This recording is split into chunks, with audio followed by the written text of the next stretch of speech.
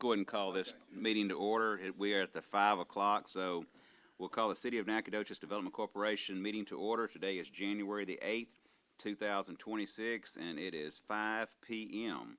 We'll start with the Pledge of Allegiance, and I'm going to ask Chad to lead us, please.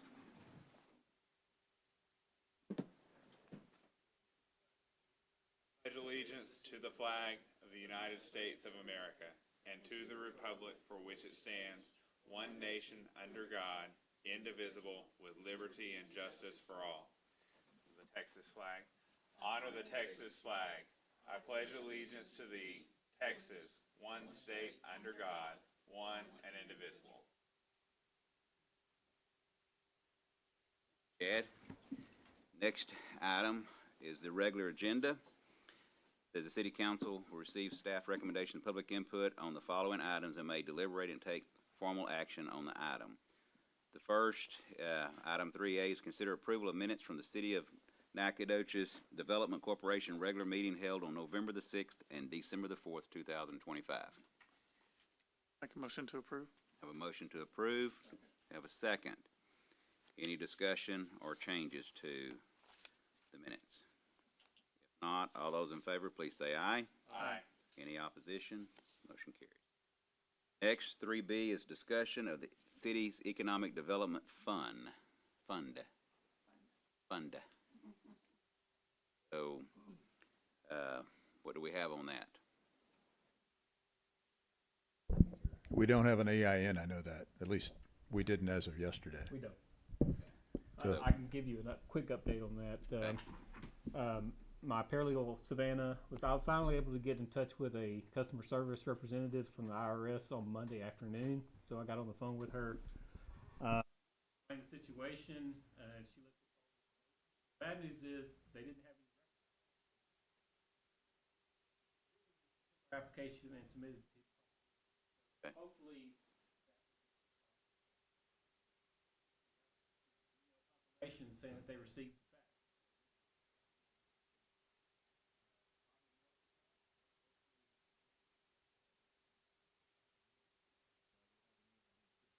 Okay, As soon as that happens, we'll get going on this process. maybe by our next meeting. I don't want to say. I hate to put you on the spot, but it's positive. It's positive.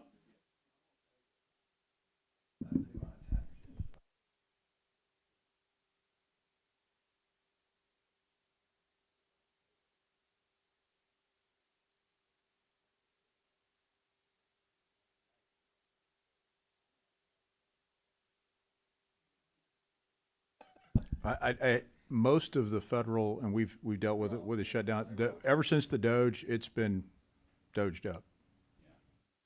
Nicest thing I could say. I can honestly say in 20 years, things I've never seen. Yeah, And I mean, it should be automatic, and it has every application I've ever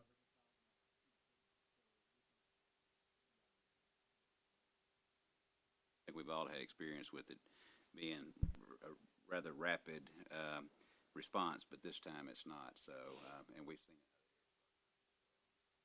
it. Okay. I once did one. Had it. Yeah. Any other discussion on the Economic Development Fund? Since we don't have an EIN number, really can't discuss much more on that. Okay. Next, we'll go to 3C, discussion on project plan, prioritization, and the Type B Corporation public hearings. so typically, I know we don't have the EIN, but we're working on that. Obviously, we have, I think, right about $1 million, just a little bit over in terms of funds. And traditionally, and I know with usually a sales tax funded Type B Corp, you will have you'll go through a process, project priorities, go through a public hearing process, and identify what those are in terms of projects. Now, I think part of that could be dovetailing to some of the things that were more recently adopted in terms of plans, the downtown implementation plan and some of those components, and the airport layout plan. Because in both cases, there are items that probably need either additional study or additional pursuit, one way or the other. I can, when we get down, some of this will even overlap into D, but one of the items as it relates to the downtown development plan, which also, end of the day, also gets into parking and everything else, is the highest and best use of buildings, and also what the feasibility would be for either an event venue or some other attractor downtown. That part of the downtown plan was kind of open-ended. We did take some preliminary steps that we've set in motion in terms of obtaining a letter of no impact from the Corps of Engineers for Festival Park. I've had preliminary discussions and was able to track down from, I don't know, over a decade ago, an old, another place I worked, we had conducted a event venue, hotel motel funded plan. I think in this case, tying that back to the downtown plan would be, and we've had the discussion, could this be another hotel property? And that's what it was originally. So you could utilize you could utilize hotel motel funds to do that analysis. Realize that's not in the economic development fund per se. You could use that as well. And the other one is, if there was a downtown venue of some type, does it need to be indoor, outdoor, covered, and what sizing? And what we had done with that plan in the Houston area was it's pretty simple. You look at the size of concerts coming, frequency, and what your competition is, and what other facilities are proximate. So in our case, we had looked at the one in Stafford, the one in Sugar Land, the Woodlands Pavilion, all of those things, the Grand in Galveston. So we would probably want to, and that's one of the things Mike and Ashley, I think, have started looking at, develop an RFQ, issue that, look at some pricing, kind of preliminarily, what ballpark that might be, and would that be funded with hotel motel funds exclusively, or will there be the need to tap some of the set aside funds that we would theoretically move over to this entity? So that was one potential project priority, kind of a requisite step before you would make a decision. Because the last thing you want to do is go spend, or even if you do a naming rights, and those are the type of things we would look at. Let's say you did naming rights for a mini Woodlands Amphitheater, Festival Park. You also have the Coliseum. You've got to look at its availability. You've got weather. You've also got Bonita Creek, and you've got, Bonita Hall, and then you've also got the Expo. So we would need to look at redundancy or exclusiveness, and also activating downtown, because part of that is activating downtown. And then the same on the hotel demand. We've got a pretty good amount of limited service hotels that are coming online. Fredonia is doing rather well. That being said, is there space for another one, especially if downtown ends up at highest and best use and with the growth of SFA? So those would be not only some potential project priorities, but also where you could look at where the funds would come from to tap those, and then kind of moving forward what the action plan would be should this body and or city council say, yeah, we need to go ahead and move forward on an event venue. And some of those might even be tapping into other sources of funds. You have foundation funds out there, not just y'all's, but you've got some big ones that have given to the UT system. And you also have naming rights. So those are kind of big categories that I think at least be worth looking at. What I would probably suggest in terms of prioritization is we come back to you probably with a list of things that should have a direct economic benefit, whether it's infrastructure, facilities, initiatives, things like that, partnerships, and then take that and probably an extended workshop, maybe most of a session, and then go through that and then refine, maybe even if it takes an extra meeting after that, then come back and actually, solicit some public input in terms of actually holding a hearing. And could be just in conjunction with a normal meeting. And then from there, if we have the EIN, that gives us, let's say there's some things that are prioritized in there, then that gives us one more item that we can check off and move forward on. And I don't know if, Jerry, if you looked at the legislation in any detail in terms of the statute. So, two big requirements for any kind of project that the Economic Development Corporation would do, and this applies to anything. There's a public notice requirement, one, and a public hearing requirement for any kind of project. The public notice requirement is much more than you would think for, city council action or any other kind of committee action that the city engages in. It's a 60-day requirement. So 60-day public notice requirement before any project can be funded. It can be approved, but until that 60 days expires, that funding cannot go through. And the reason is that the statute allows for the citizens to petition the board and potentially have an election over if they are objecting to that particular project in question. So that 60-day period is given to give that petition ability. And it's secondly a public hearing. So any project that would come before and be approved by the board would have to be a public hearing, as you would have. Now, how that lines out, whether you do that after the 60 days or within the 60 days, it doesn't really make a difference per se, so long as that 60-day period expires before any funding goes through. Does that make sense? And that's essentially the two big requirements that we're looking at in the statute. Well, I do have a question. As we're looking at this Type B corporation as it is established for economic development within Nacogdoches, this corporation is I call it a subset, but it's a part of the city, and it falls under the city's jurisdiction. If there's contributions that come in to this Type B corporation in the form of assets, land, buildings, or something, and said, we want to give something to the city, and we want it to flow into this Type B in order to promote economic development. How does that work? Does it have to go to the city and then it flows down, or does it go directly into this? If it's outside of trying to get public money into this, there's going to be some private opportunities.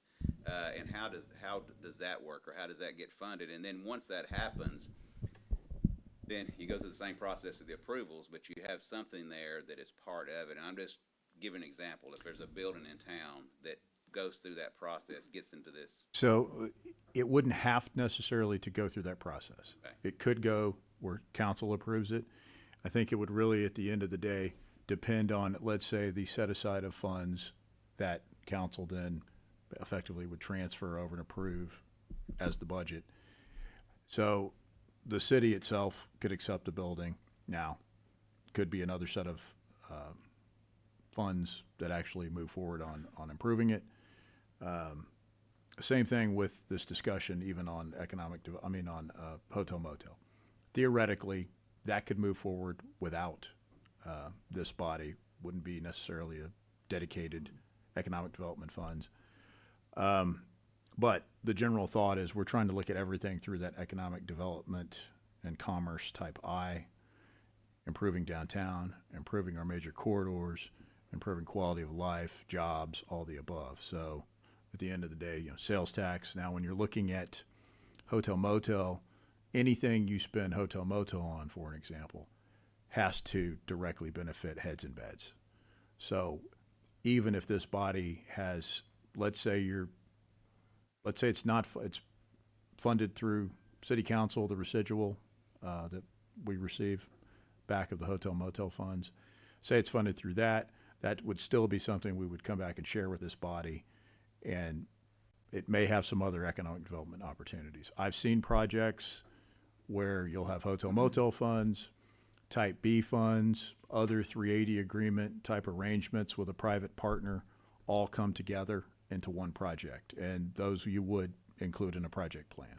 So, Okay, then So if my, you're talking about donations directly to the corporation. yeah, or to the city that flows through this corporation. I guess what I'm asking, I believe, I look at things through, from an accounting standpoint, sources and uses of funds. What's the sources? Where's the funding coming from, either in monetary funds or assets or something? And what are those uses? And who is making those decisions?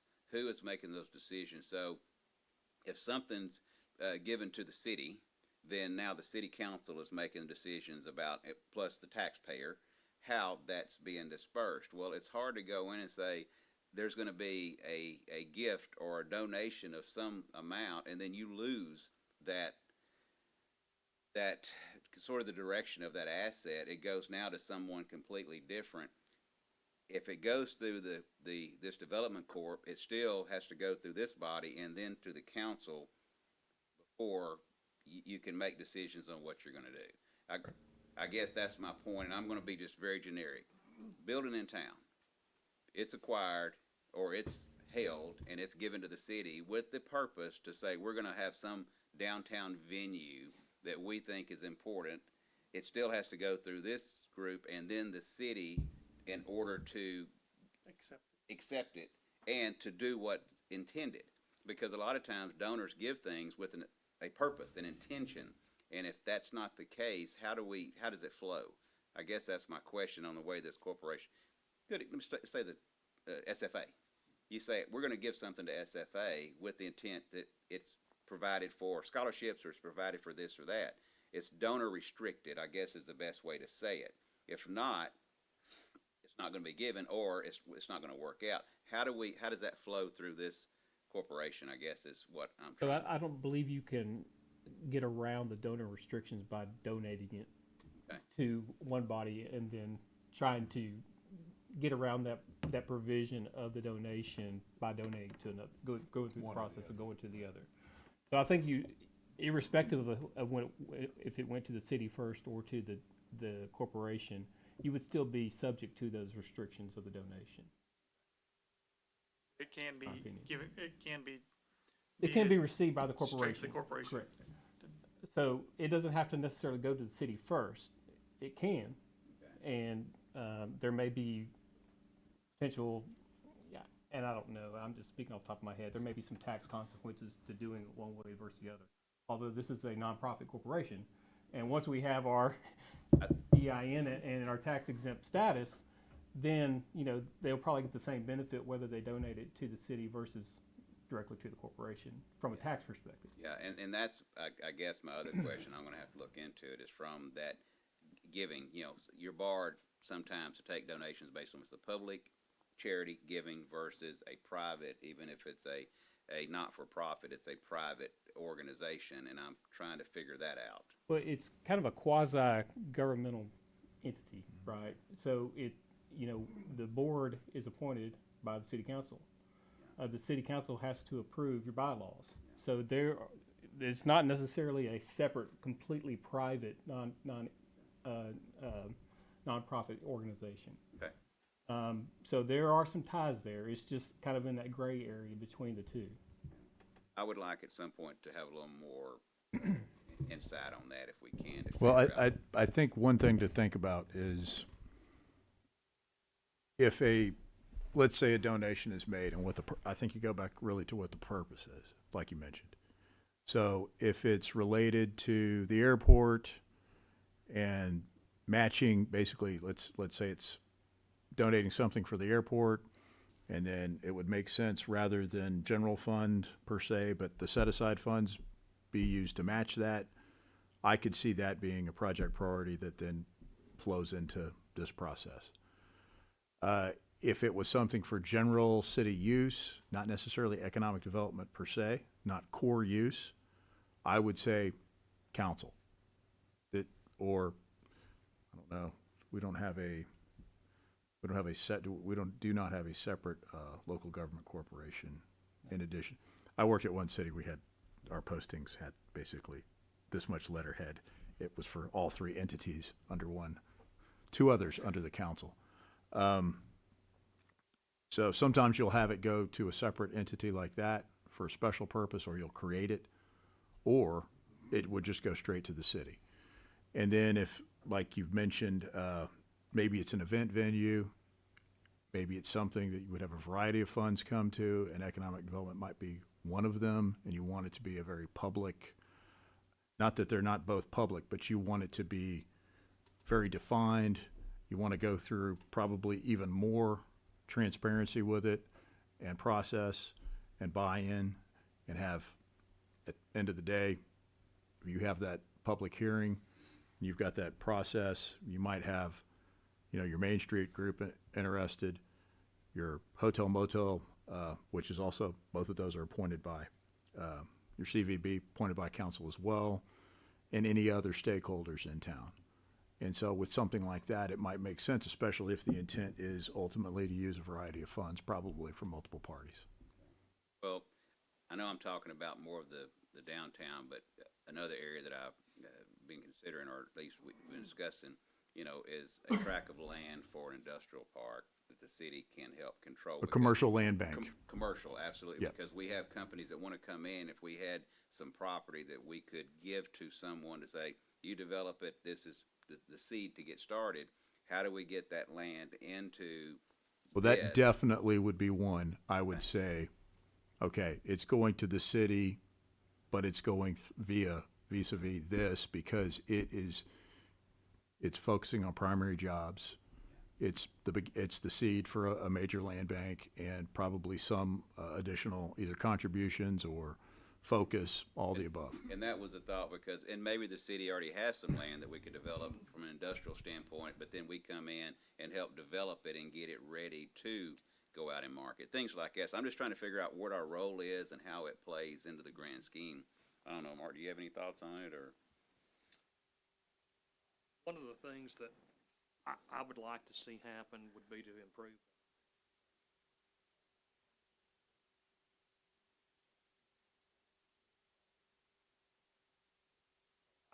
Whatever happens, the city and the other parts, the downtown part of the city and the other parts,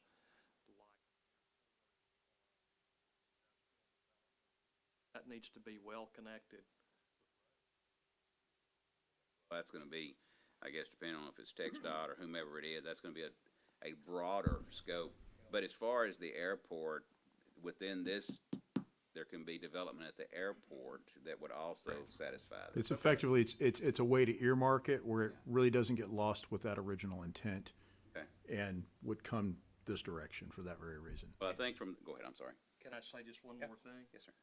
When I think about hotels and motels, I have to think about roads. It needs to come, the plan needs to come at the same time. Not downtown, and not turning this place into a hotel. That's not what I'm talking about. But in general, you've got to have your transportation network.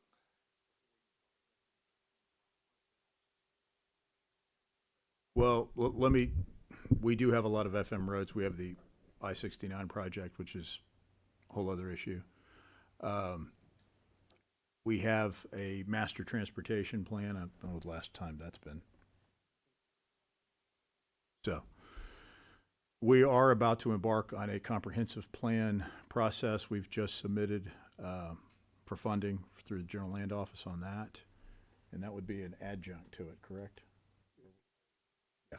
So But you'd want to put the industrial development, you'd want to have that in conjunction with your plan, with your transportation. you would, okay, so if you're looking at the access roads along 59, 69, those are the type of issues, and the timing. And unfortunately, I'd like to forget as much as I have in the transportation side. I mean, I used to run the tip at HGAC. You start getting into things like the 10-year UTP. That's on the TxDOT side.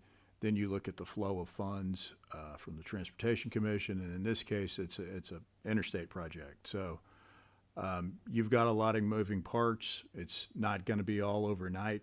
We do have another meeting coming up very soon with TxDOT in terms of timing of projects and when they occur. And then again, when we get back to transportation in general, and you look at, and I think it would probably be good, we could give you all an overview on how many of our facilities aren't our facilities. And that, I mean, I can use North Street as a great example about not controlling and controlling your destiny, or south side of town. I could just ask one more question. Our airport, how big an airplane can we land safely at our airport? Are our runways big enough? So we do have the airport layout plan, and Robert can also speak to this. We have a long-term plan to also extend the runway. I think right now, and it is a business jet, obviously, classification. I'm sure you could get a C-130 out there in that short of a strip too. There are certain military aircraft that can also land out there as well. I think we can. It's 5,000. 5,000 feet right now. 5,000 We really feet. need 6,000 to get a little bit larger plane, and we only have 75-foot runway width. We need to go out to 100. But maybe what we should do, as we're looking at the prioritization, as we're moving through this agenda, make a note next time, if probably some of these projects in the community, like downtown activity or the airport and others, we could have a more in-depth report on that to bring the committee. That's what I said. up We to would speed. have to probably have a series of at least 2 full meetings, workshopping different potential project and program areas. Yeah, I think it's important because some that are sitting at this table are more active in knowing about the different things in the community, and some are less, and to bring everyone up to speed to know where we are would probably help. I know in the council you hear some of these from time to time as well, and I know from NEDCO's perspective, but I think we can do that. Yes, sir. Mike New, Executive Director of Development and Infrastructure. We can address your question on the airport layout plan. We provided a lot of this in detail to our council and to the Airport Advisory Board, but we can follow up with an answer to your question about the types of aircraft that we can accommodate today with our 5,000-foot landing strip. Going up to 6,000 is actually drawn out as a future concept for the airport layout plan. Whether we do that in the earlier stages in the short term, or we do that in the long term, I think we're looking at potentially long term to build up that class and work our way to extending that runway. But it is a part of the airport layout plan. We do project that would be a consideration of constructing at some point within the next 20 to 30 years if a lot of things fall into place as we develop that airport. Many of us will not be here. I mean, as in like on the planet by the But time we'll some of we'll those actually cut out projects some are of those details to answer your question, Director. We'll follow up with the board on that. And in regard to the, That plan it's out there. it's online. We'll Correct. point directly to the portion that will answer your question. But in relation to the thoroughfare, we call it the thoroughfare plan, transportation plan, we would identify within a new and updated thoroughfare plan additional road networks that create new frontage and create new development opportunity. That will be part of our comprehensive planning process. Thoroughfare plan, infrastructure plan, those are all components of the comprehensive plan and the recommendations that come with that. So it is something that we would look at within that process. We're hoping to do that, assuming we're able to capture GLO funding. We're hoping to do that in 2026. So Type B board would be part of providing input and receiving information from city staff as we go through that. But certainly we can talk about what our existing thoroughfare network looks like, traffic impacts, and things that we have today in data. One more, absolutely. I do not know very much about things like this. Terry, my wife, and I, we travel, and so we go through different cities. For example, McKinney. I wouldn't use anything in Dallas as a goal. It's okay. I'll just leave it at that, and I'll say it publicly. Good, Rick. But if I may continue. So when I go to McKinney, not that I want to, but I've got to go to where I want to go, I have to go through the airport.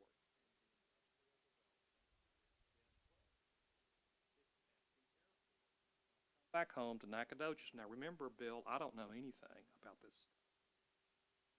Everybody here knows more than I do about this. When I come back to Nacogdoches, it's home.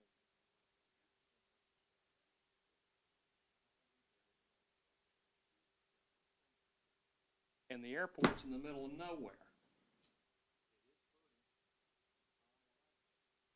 But if we're gonna develop, is it better when we talk about economic development to consider things, transportation, like airports? I would accept the answer no.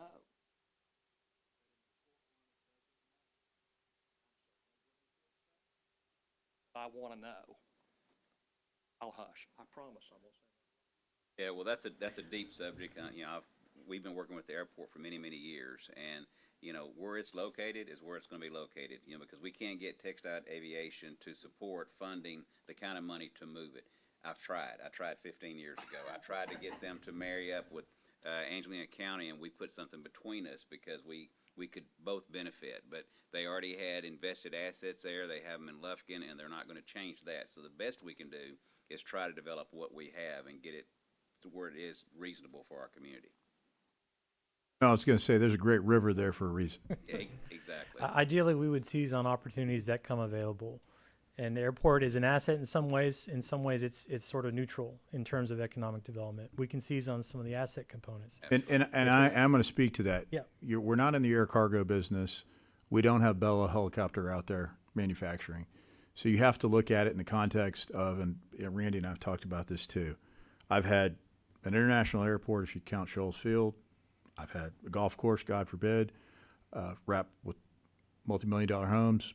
And don't ask me to listen to Bruce Springsteen. Don't ask me to golf. There's a list of, don't take me to a Taylor Swift concert. There's a long list of things I don't do. And it's really not our core. I hate to say it, it's not our core. If we're a city of Houston, it is our core. That would be one of our core goals, because we would be operating the Port of Houston through a subsidiary unit, 2 major airports, which are subsidiary units as well. Actually, those are more direct. And you have air cargo, so you've got shipping, you've got all that. You are part of that. When you've got a general aviation airport like we have, we do have a business component. We are growing that SFA piece. But if you were to look proportionate to the economic base, the population, and the residual benefit to the population across all income spectrums, it may not, it'd be like a golf course. It would not be, it might be a loss, but it wouldn't be your loss leader. It's nice to have, just like, again, I'd rather have a cemetery than I'd have a golf course. That's me, because, get nearly as many complaints.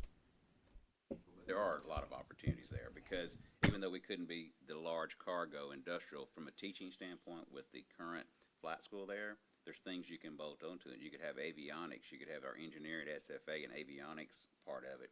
Airframe work, mechanic work, power plant. There's things you can build on to grow it. But we're looking at that secondarily to how do we support our current needs. And it is an area that can be grown, and that was the thought.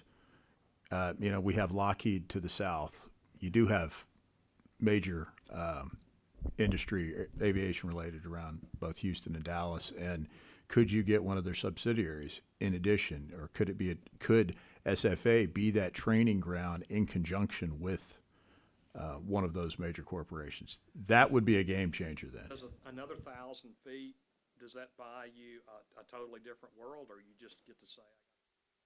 I think you may just get, well, There's another component to that. If I could, I was going to say, you want to talk about SFA and flying directly out of that would be one of the pieces. there's 2 things that are even more important than the larger runway. The larger runway is wonderful, but we really need communication. We need a tower there. We need what we call a contract tower, not a private. It's a FAA sanctioned type tower, but it can be a public-private type, and it's maintained maybe 12 hours out of the 24-hour period. But unless you get communication there, you still have trouble bringing aircraft, even if they're a little smaller, in during the weather. And as we've seen the last few days with the fog and so forth, it just stops people from flying in.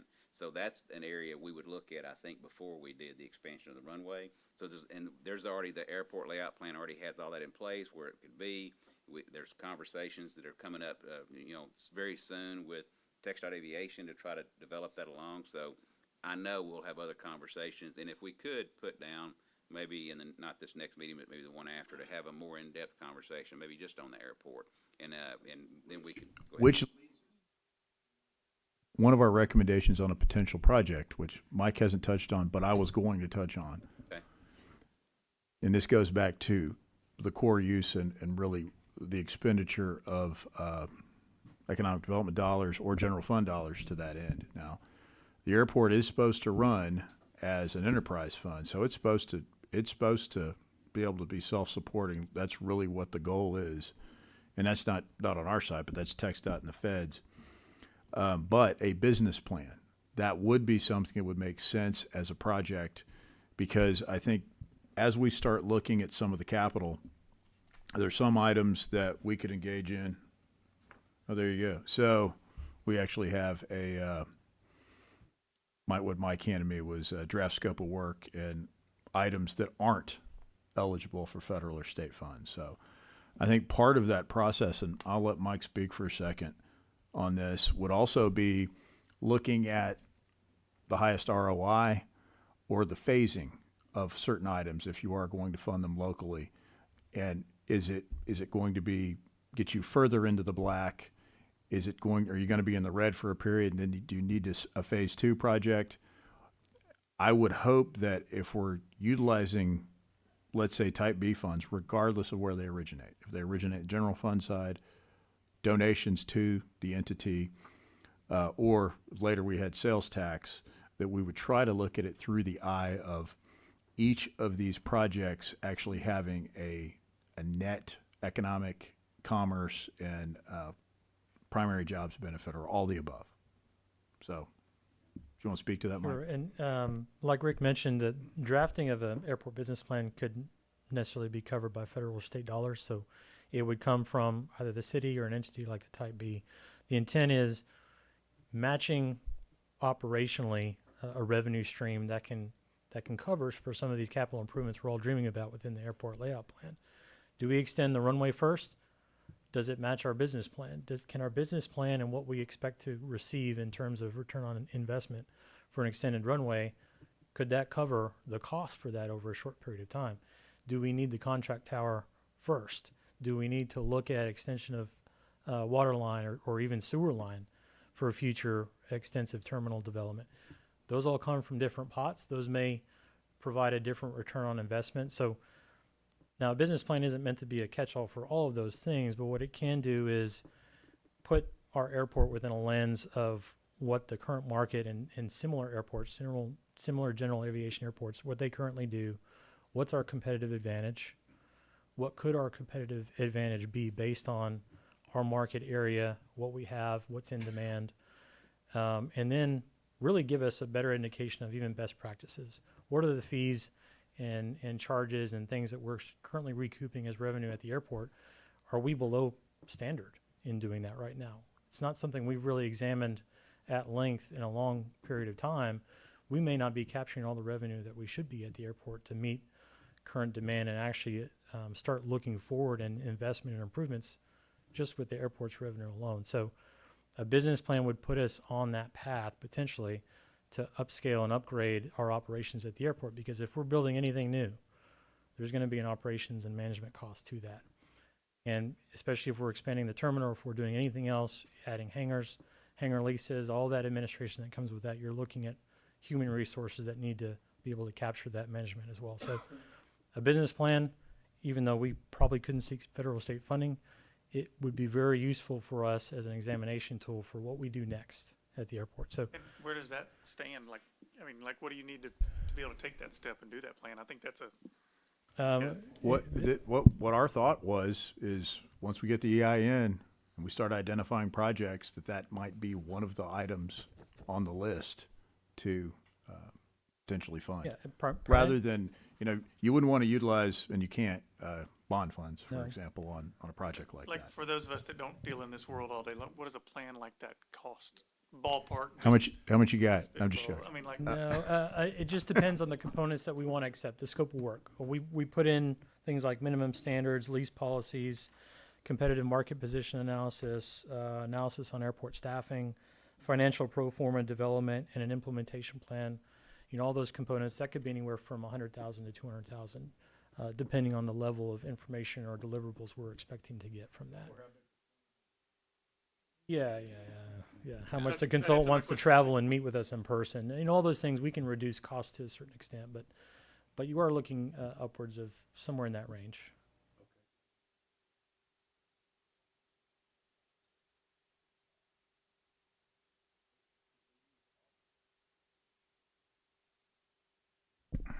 That's any governmental purpose.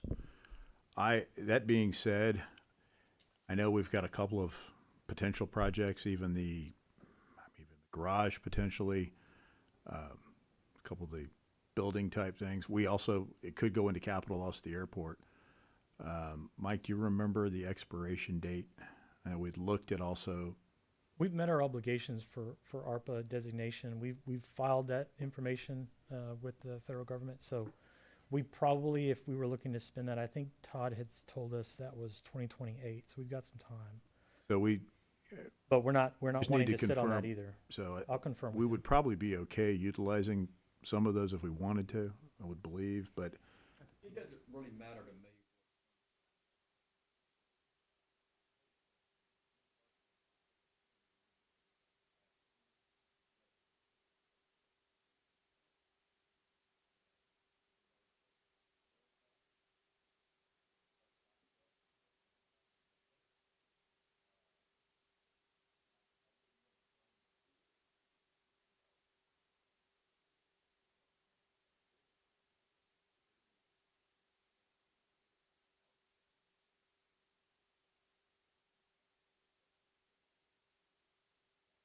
So if we were to take a next step in this process, we would put together a request for a qualifications plan. We would solicit that out and receive input from different vendors who could provide deliverables on this potential scope, things that we've just talked about. At that point, we would be in contract negotiation to determine what a price for a plan like that would be. I gave you a very broad range, but it could be less, it could be more. And it could be even a similar vendor that provided our airport layout plan. They're well versed in all of these things. So at that point, we would need to decide where that funding would come from and how, or if we would want to engage or not. But we could go that far. But right now, I think we all understand that there's already activity out at the airport, and there's going to be more activity at the airport, and we know that we have to get it resurfaced. That's already in the works. We know getting a additional tarmac or an area to place park planes. We know that has to happen, and we can do that now. We need to just figure out how we can do it. Let's get it done. And then third is a temporary FBO. How far along are you on two things happen? Not far enough, but we're having those conversations literally daily almost about exactly where we are and when we can get this moving. But we're trying to plan it with the SFA school, their flight school, when they're going to be down and so forth. But I hope in the very near future we'll have that moving. But once we get those things together, we get more activity, then we can truly plan and say, okay, we know we have needs, and this is what we're going after. But we have to make that happen.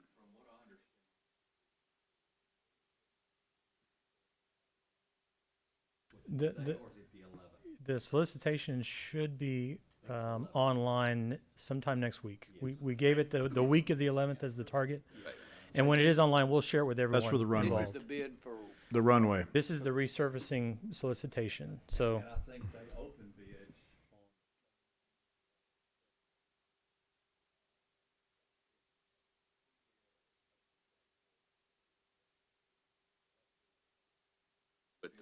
With the scope starting in May, perhaps construction or the overlay. yes, mid-May would be the start of construction. And That's to the target. finish sometime. It's a 6-month window, but we're trying to escalate it to 3 months, maybe, or what? Everything that would shut down the airport would be done by the first week of August. And this would be bid by TxDOT. That's the other piece to remember. This is a TxDOT controlled process, but we're certainly arm in arm with them on how this process is going, and we'll follow with any information or changes that happen. But their target of reopening the airport in some capacity, they'd still be working in some ways, but reopening the airport in some capacity after that first week of August. That's with all the contingencies built in. Could it happen sooner? Yes. Could there be unknown delays? Possibly, but what you're saying is that if it goes talking about that at the end of August, that the runway and the tarmac would be completed. Well, that would be a goal we're shooting for. There would be And some both- there would be some striping and curing and things that would need to happen that would overlap the beginning of what we anticipate the SFA school semester being. That is our target, and TxDOT is well aware of those dates, and they are shooting just like we are within this time frame that they're posting for the solicitation to get all of that done so that we are allowing SFA to do their job at the time that they start school. That's absolutely. Yeah, absolutely. Both of those projects, and maybe even working on the temporary FBO. That's what a goal would be. That's what I'd like to see happen, is all those are working in tandem to try to move that forward. But if we did, then we can land planes, and we can land and park planes, and that's two of the issues that we have right now we need to address. And then having facilities there, even if they're temporary, would be the third thing. So, and I think that would help. That'd go a long way. And we are discussing internally on getting a conceptual for the temporary FBO, potentially providing some additional asphalt for parking. That would be outside the scope of the runway project, Yeah, but that's- something else we can work on simultaneously, and we're doing that. Mike, since One other, excuse me, one other comment I would have. Some time ago, I had a chance to sit down and visit with Dr. Weaver, all the time asking him about the new science and math building, and that's in the future, I think, as y'all probably know a lot about moving the Stone Forward. But anyway, I got onto the subject of the airport and the flight school. Very much willing to do anything he could to help. I asked him, I said, well, can the UT system help with us on this? He said, I can ask. well, one thing I was about to ask Mike to speak to, since he was born maroon, whatever that color is. The A&M system has the airport now in College Station, so I think that's how fast you want to move. I mean, it'd be great if they had that in the hospital. Yeah, I think Pretty if soon UT we could get down to business. If UT System were wanting to look at an example, they could look at Eastwood Airport and College Station. Anyway, I guess when I asked him, I said, okay, well, what kind of help could they give? Look, you've got to give me something specific to ask them for. He said, I can't just say, hey, we need some help. He said, I want to, if you'll bring me something specific, he said, I can ask. And he said the new, much impressed with the flight school, very much interested in it. So I think he has some really positive connections that we might want to about. He might be of help. And like I say, his main thing to me is he said, give me something specific. You want to mention our regular, our standing meeting that we have? So, With TxDOT? no, with SFA. With Oh yeah, Dr. we are having trying to have quarterly or every 6 month meetings with SFA on trying to align their project plans and how fast they're moving, and then what we can do, and then what we can't do. And we've got some interesting things in movement right now too, and obviously some of their plans, and then transportation as an example. How fast can you move? Will they move forward on their plans faster than some of the things on 59, 69? Very possibly. So those are the type of things to think about that we need to continue to align on. It seems like any of the projects that need to be done, if the UT system is behind it, they get extra.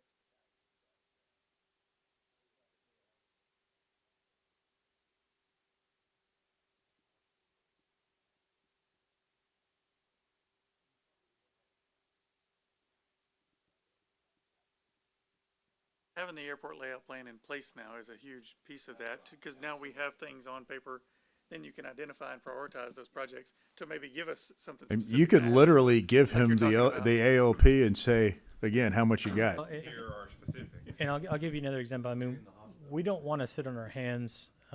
If we can do things simultaneously, we will. One example is we did have an opening for airport terminal plan grant funding.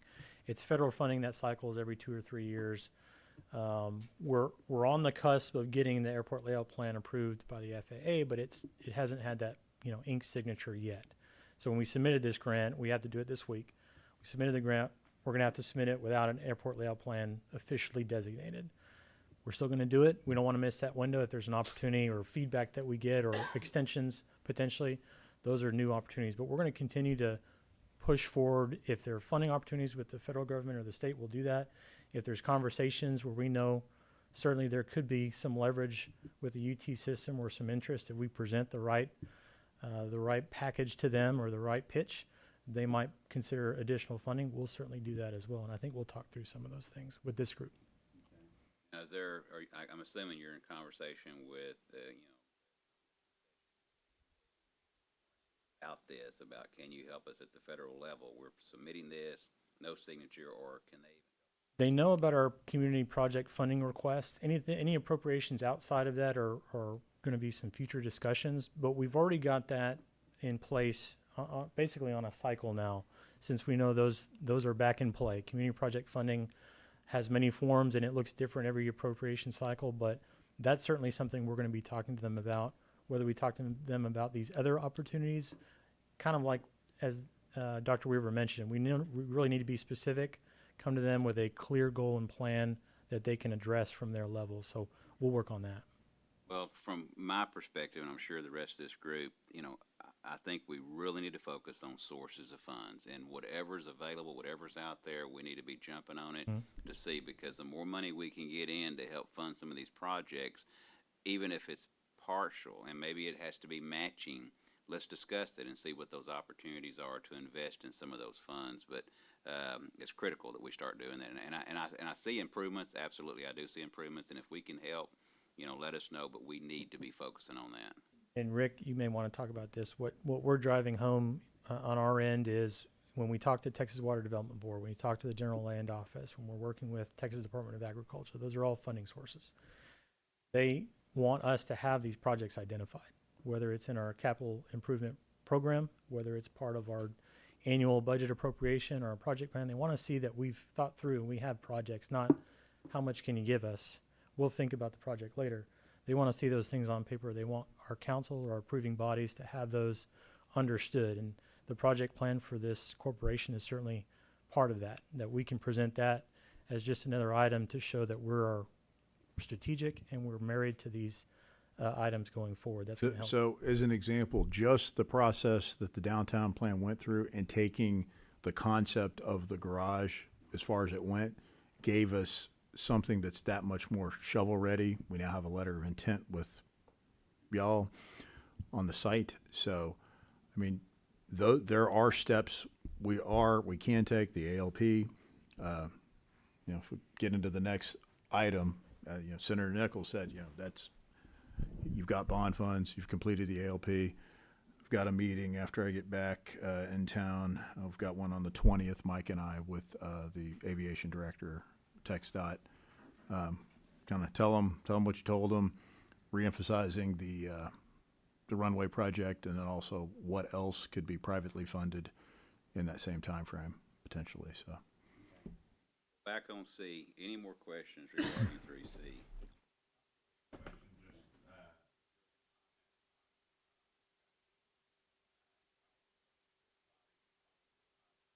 Experts on the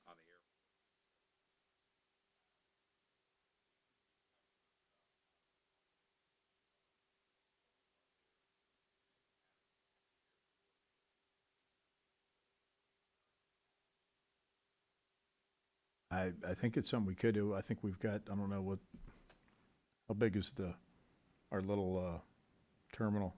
Some of it might give perspective, including like putting everybody in a phone booth and saying, okay, is this big enough? Yeah. Well, and that's sort of what I'm getting at is, That'll start the discussion at least. We don't have it. Well, I know that's where the airport advisory board meets, and they're a bigger. I'm sure we could find a facility. I'm sure that Shannon would probably host something in his facility. But you're right. We need to have a workshop and show people what we have out there and what those issues are, and so we can all come together. Just to add on to that, our airport advisory board meets at the Civil Air Patrol There's a room there that they meet on a regular basis when they do meet. And then we did the regional city manager group Shannon's. about a month ago in Shannon's, HGH, yep. in his hangar. He's got decent space there that he carved out for us.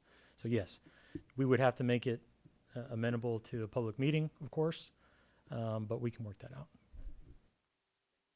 Any other questions, comments about 3C? If not, I think we've already started discussing 3D, but Rick, you have anything else on that? Mentioned meeting with Senator Nichols, upcoming meeting with TxDOT Aviation.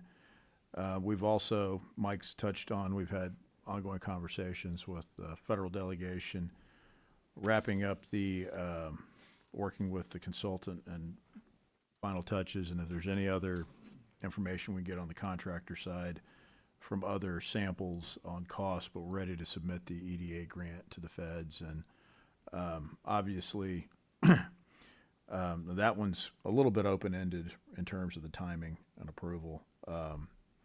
But Elizabeth will have it completed this week. I think Mike's had some updates probably with her in the last 48 hours. Yes, we're still moving forward on the EDA grant application. Our consultant had worked with some federal officials, and there were some changes in the application template, even as recent as when we were applying a couple of weeks ago. So there are some changes we have to work through, so that submission is not fully complete yet, but it's just a matter of time to finalize those items and get those checked off and sent. So I would say in the next week or two, that application will be done. There's no deadline. It's as soon as we can apply, they'll start reviewing. So, but we're on track for submitting that successfully. And we're hoping that's better staffed than the EIN side of Hope so. the house. Yeah. Questions on 3D from Rick or anyone else? And again, we have ongoing discussions also with TxDOT, with the district engineer's office. We were awarded planning funds for North Street, what they call active transportation. So that'll be the back of curb type improvements, pedestrian environment safety. We have a meeting actually coming up the week after, so end of the month, 28th or 27th, with TxDOT, and we'll be talking about timing on 5969, the process of going after additional funds in terms of supporting that project versus the garage project, and not getting that blended or mixed up in terms of federal support, but also potential. We had talked about it before we submitted the active transportation plan, what could be done in terms of analysis on North Street, and is that the proper cross-section with the growth that SFA is going to undergo. So we may very well be looking at a larger planning process on North Street. Doesn't mean it necessarily I'll just say this, doesn't necessarily mean it's going to be a larger footprint of concrete. You might have some potential project proposals that might slow traffic, but keep it flowing.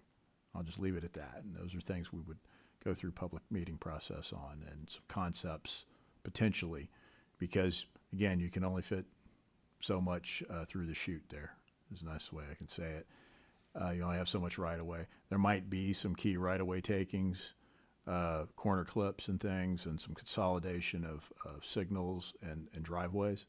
Those would be some of the things we'd look at in conjunction with them, even though it's their right of way, and we would also want to include SFA closely in that.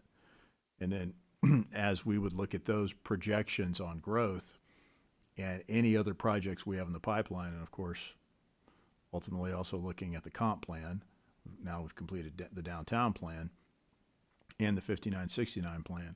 Part of that analysis would be, and stay with me on this, Mark, probably a synchro model, traffic model on where traffic would flow if you take the SFA master plan dropped in at build out. And so 10-year type projections. So the last thing, and I know it happens, last thing we need to do, or TxDOT needs to do, is a series of improvements and some new shiny things, and then drop in, let's say 5,000 or 10,000 more people into town 10 years from now, and it doesn't work. So that's why going through that process on both the comp plan and the traffic modeling in conjunction with that, hopefully on their dime. You know, it is their facility, but it's our town, so we have to make do. But that helps them do their job too, because a lot of the growth we're getting proportionate to the size of the town, the fact that it's been flatlined for so long, we're really going to need to lean on SFA and kind of that multiplier that will come with the addition of not only students, but support staff, parents visiting, and everything else. And as their plan will also be shifting even athletic facilities, so where the peak traffic demand will be, that'll change. And again, there could be some unintended consequences. And I know that their engineer team also looked at this, but their engineer team needs to probably work with us and then also work with TxDOT and look at what that's going to mean in terms of phasing other improvements that we're going to need to undertake, or others will.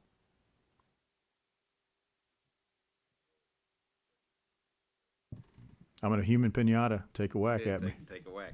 All right, last item, 3E, is consideration and possible action on meeting schedule.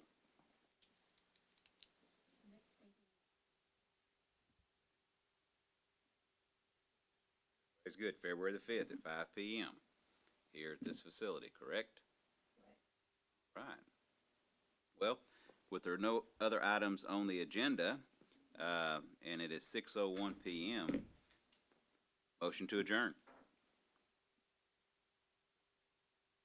We are adjourned.